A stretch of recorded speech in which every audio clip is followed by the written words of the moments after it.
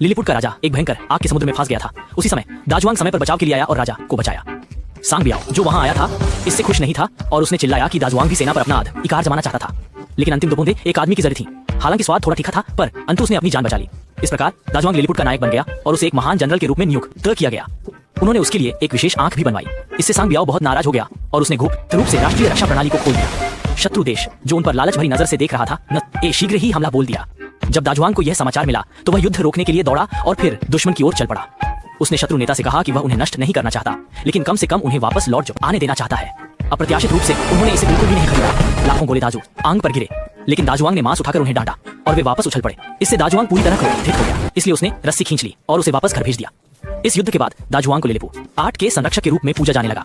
दाजुआंग के नेतृत्व में शहर का कायाकल्प किया गया और आधुनिक नियॉन लाइटें लगाई गई। यहाँ तक कि एक बड़ी तलवार बनाने के लिए भी सेना की आवश्यकता होती थी और बाल कटाने के लिए दर्जनों टोनी सूट की आवश्यकता होती थी। सड़कें दाजुआंग के सह ब्रांडों से भरी हुई थीं। सांग बियाओ पूरी तरह से दुष्ट हो गया और फिर दुश्मन देश में चला गया। उसने एक योजना बनाई और बदला लेने की योजना को क्रियान्वित करना